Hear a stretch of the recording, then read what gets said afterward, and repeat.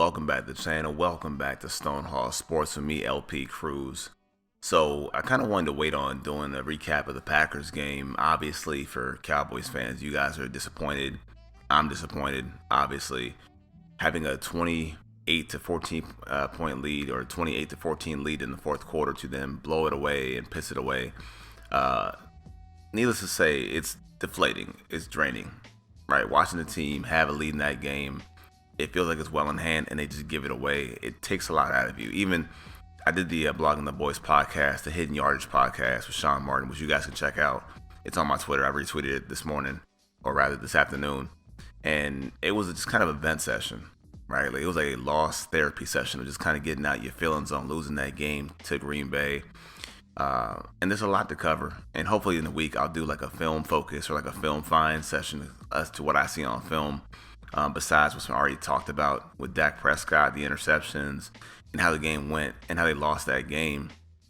But I kind of do it in a different fashion. So I kind of just freestyle, no real notes that I wrote down, just talking into the void here, if you will, and talking to you guys, if you will, as to how the Cowboys lost that game. So going into the game, as it played out now, where I'm at, the game wasn't being aired until the Bills game was over with the Vikings. And I'll touch on that later on too, but the game wasn't being played until that game kind of went off the air. So I kind of caught in bits and pieces as to what was happening on those first couple drives. And the one thing that's kind of making me just feel uneasy early on was how they could not stop the outside run game of the Packers. They just couldn't stop it.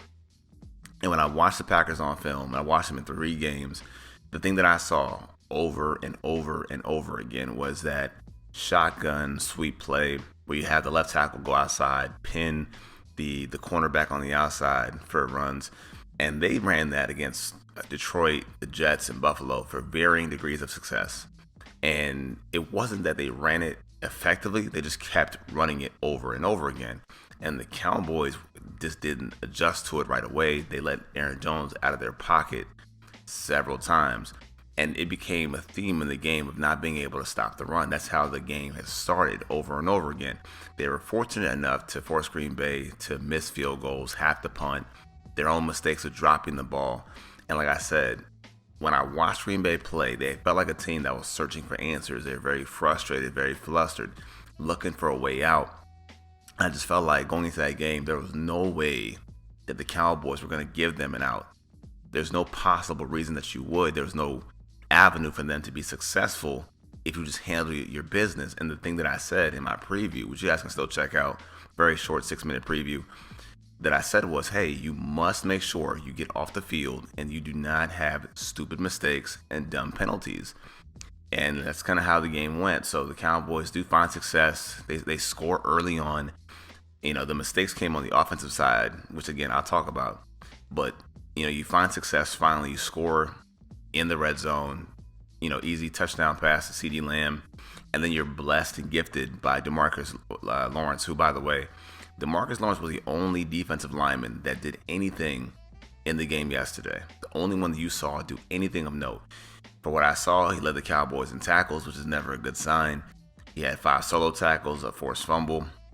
That gave the Cowboys great field position that they pissed away by throwing an interception on their side of the field, or the Green Bay side of the field. But DeMarcus Lawrence was the only player that I saw with a solid game. And again, for me, watching that game, not seeing any impact at all from, and I'll say it now, from Micah Parsons, who's non-existent. He may be hurt, he may be healthy, I have no idea. But the way that he was used yesterday in the game, I was at a loss for words. He's the best, in my opinion, the best pass rusher, or the most multifaceted pass rusher from the edge in all of football. And yet, so many times on 3rd and long, or 3rd and 7, or 3rd and 6, and if I'm wrong, correct me in the comment section, but so many times I saw him lined up in pass coverage or off the ball. I didn't understand why that is. He's your best pass rusher, yet you have him playing in coverage.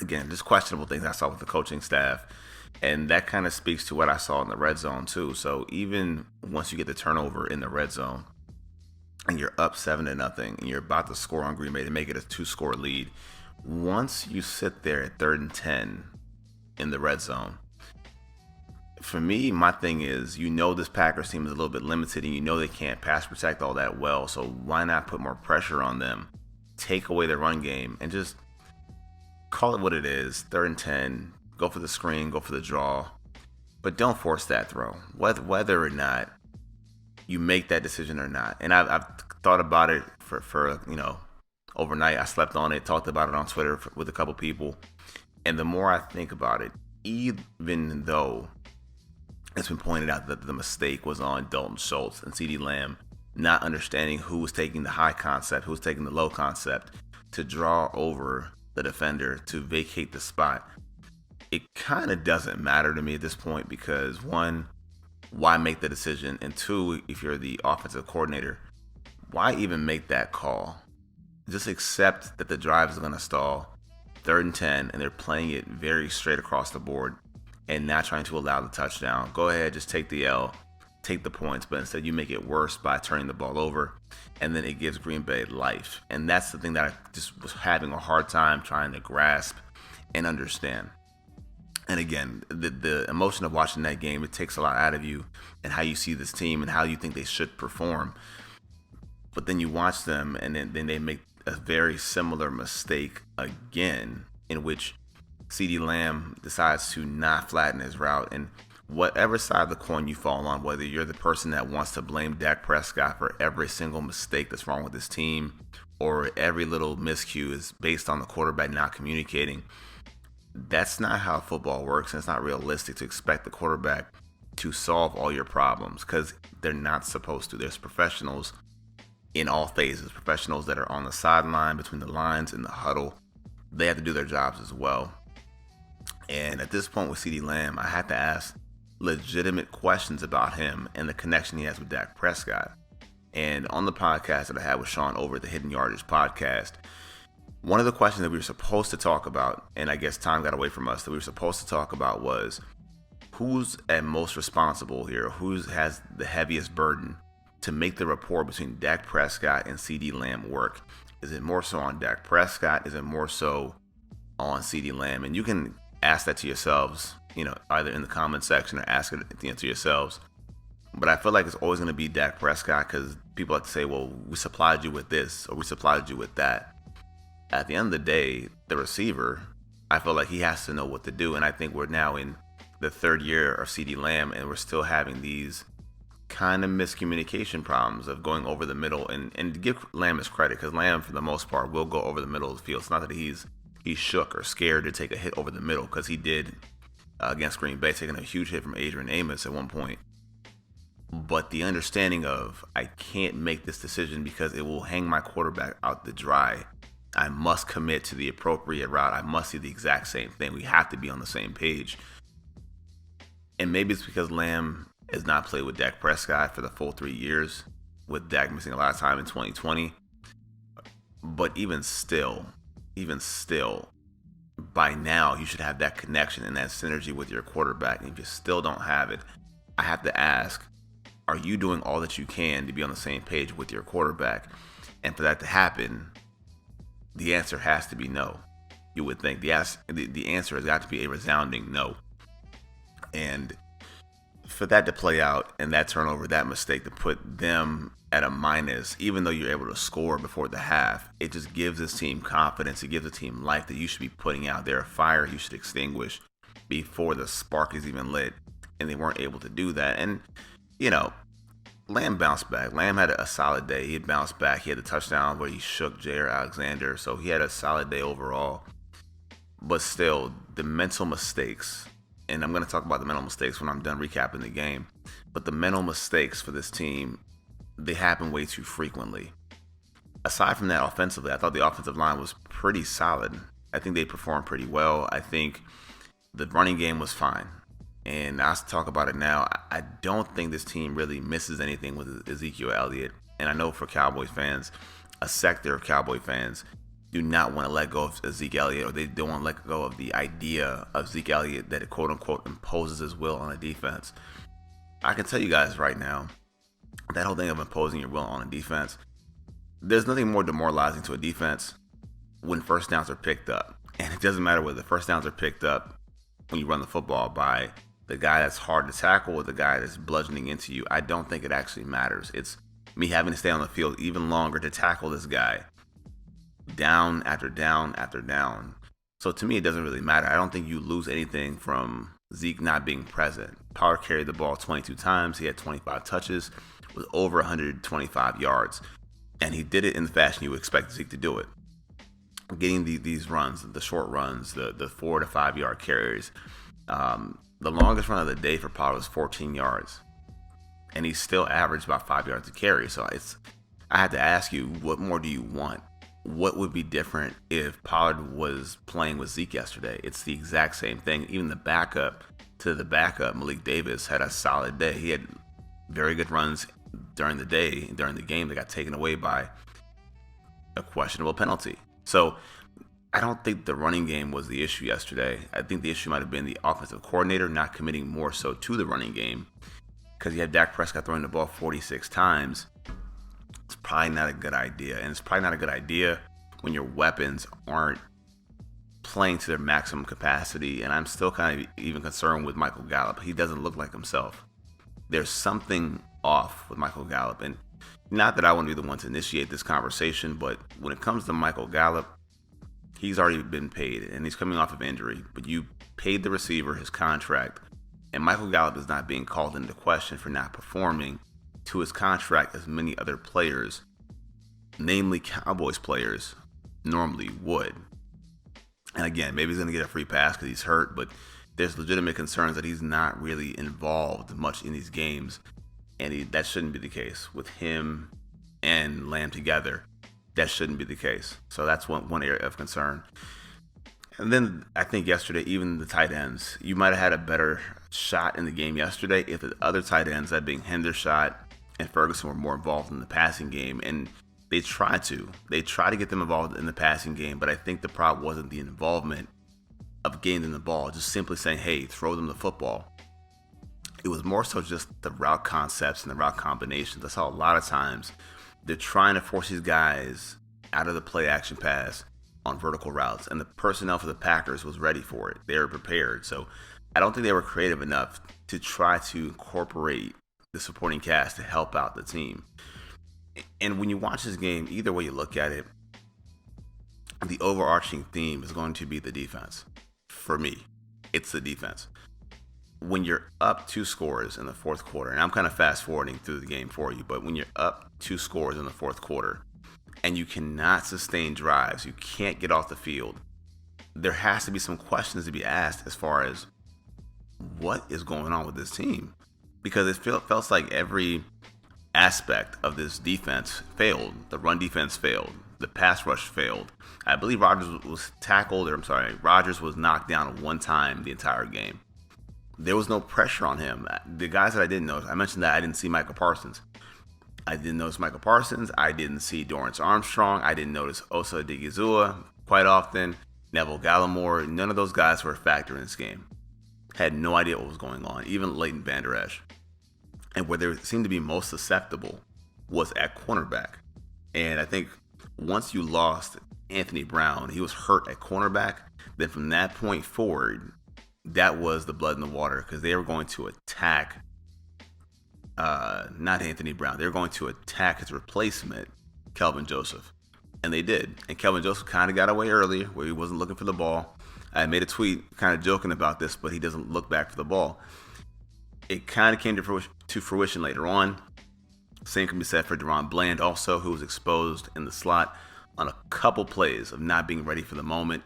Got beat for a touchdown pass, and Rodgers was able to kind of lure the safety away from the play, that being Malik Hooker for that touchdown pass to Christian Watson, who had 3 touchdowns on the day. It just felt like they never adjusted well. And at that point, when it comes to adjusting, there's not much of what you can do in the secondary. The personnel is the personnel. That's who you have.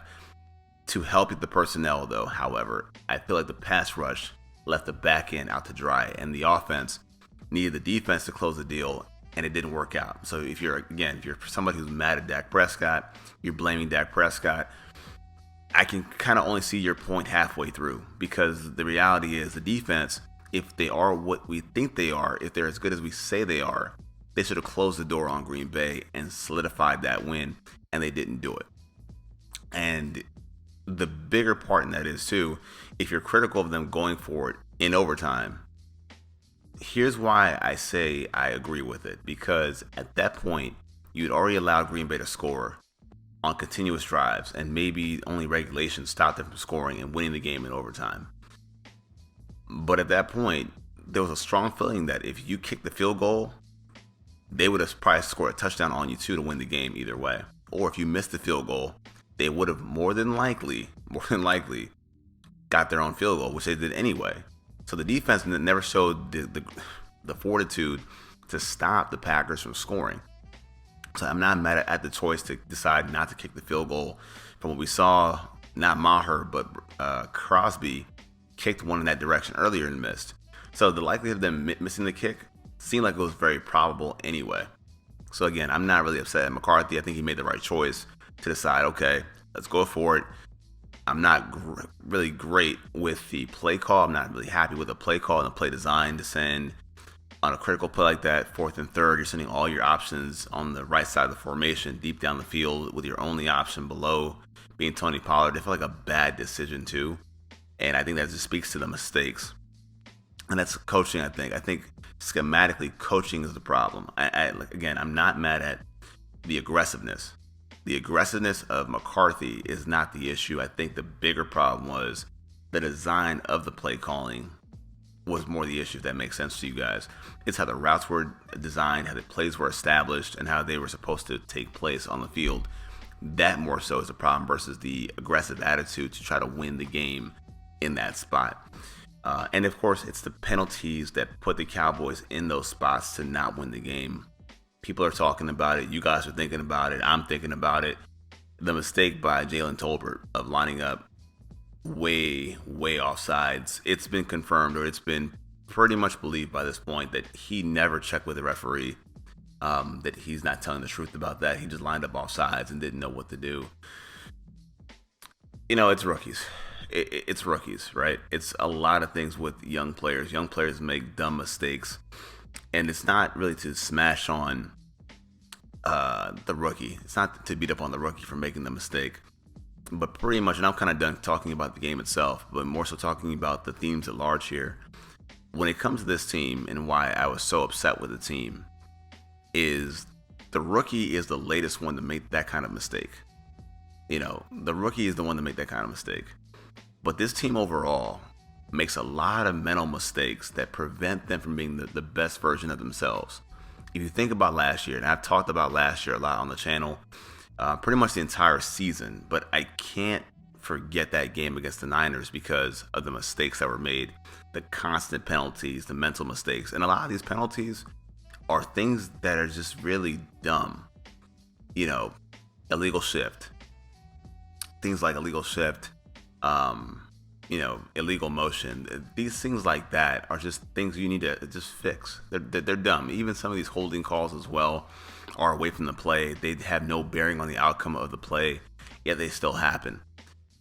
And if you want to go that route, you want to be kind of petty about it, you can talk about the referees. I've tried not to discuss much about the referees. It is disappointing, the no call from Jaire Alexander on CeeDee Lamb. But again, the team put themselves in that spot to be susceptible to the refs not doing the right thing in the clutch moment anyway. It happens. We saw it tonight with the Eagles, and the Eagles fans that are upset about the refs, well, we try to tell you. But that's kind of how it goes. It's just the Cowboys put themselves in precarious spots, and it ends up to bite them in the ass. And they have to be better at avoiding those critical mistakes. But that's kind of a theme with the Cowboys. They have to figure out to eliminate these mistakes and these penalties. And people will put that on the head coach and say, why doesn't the head coach hold them more accountable for their mistakes? At this point, they are paid professionals. If you don't understand that I cannot commit this penalty, I can't hold this guy, I can't not look back for the ball, I can't draw a bad pass interference, I can't commit a face mask penalty. If you're not getting that now, it's probably just not something you're going to get or figure out. So, on one side, I want to be optimistic that they can resolve their issues with penalties and mistakes. But on the other side, it's hard to see that when it's the same core guys doing it. And I really harken back to mistakes, not just the penalties, but the mistakes with the routes. 2 turnovers 14 points, and you lost by 3.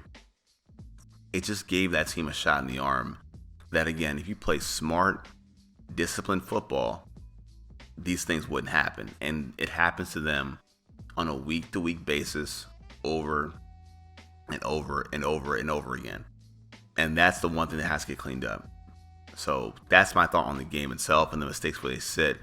But talking more so like big picture here, as it pertains to the game and where they sit right now in the standings, I think right now, you have a big matchup next week versus the Vikings. And that's an important game because that may decide for you where you sit in the playoff chase. Are you going to be pushing for a division title? Are you a wild card? If you're a wild card, how does your seeding look?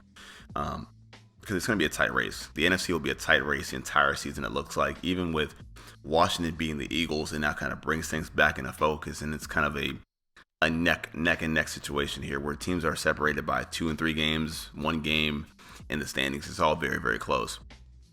So with that said, we have to see what happens at that point. But looking outside this game, if anything, I think it cements in your mind that this team needs to go be aggressive and go get Odell Beckham. I still think that, and I wasn't really the person who's been beating that table for that. I wasn't really smacking my hand on the table and saying, hey, you must get Odell Beckham. But the more I think about it, this team needs something in the passing game outside of having to rely on Noah Brown, having to rely on a rookie that's not quite ready to play. And by the way, a rookie that's being outplayed immensely by Dennis Houston, who is on the practice squad. So this team needs more of a veteran presence in the locker room at the receiver spot. They need more of a veteran presence, perhaps even on the field. If the reports are true that you're getting a healthier Tyron Smith, that Jason Peters didn't play at left guard yesterday because he might be moving and preparing to play left tackle. This team has to be more smart and more efficient. And if it means playing veterans or it means getting veterans who can play right now and eliminate the growing pains of being a young team trying to fight for a playoff spot and beyond that, then so be it. Go sign Odell Beckham. Go move Tyler Smith from left tackle to left guard. That's fine. Get Connor McGovern out of there. Have a good stout swing tackle or whatever the case is with Tyron Smith. But if they feel like that's going to be the approach to make them better and more prepared to win games right now and beyond the regular season, then by all means go right ahead and do so. But again, I mean, for the Cowboys, it just seems like they need to bounce back right away, and this game should be a statement going into next week. I'll try to come back on the channel more so to discuss the Vikings game, maybe put a bow on this game too, kind of wrap this whole thing up of the Packers. Look at some things that I think were kind of bothersome for me on film, or at least in the broadcast. It may be a problem or troublesome on film, I should say. Just kind of want to bounce back to kind of look at those things. Other than that, man, those are my thoughts on the Cowboys game. It's still a very disappointing loss, but there's still hope. There's still hope, and that might be thanks to Washington beating the Eagles. But other than that, man, those have been my thoughts on the Cowboys game versus the Packers. A disappointing loss, but we move on. We scrape it, we move forward, and we just kind of see how this thing shakes out. But once again, guys, thank you for watching. If you guys are not subbed yet, hit that like, hit that sub button. It helps the channel do so much better when you guys are in the comment section, liking the video, sharing the video, and of course subbing. So hit that like, hit that sub button. Thank you for watching, and as always, Cowboys up. Peace.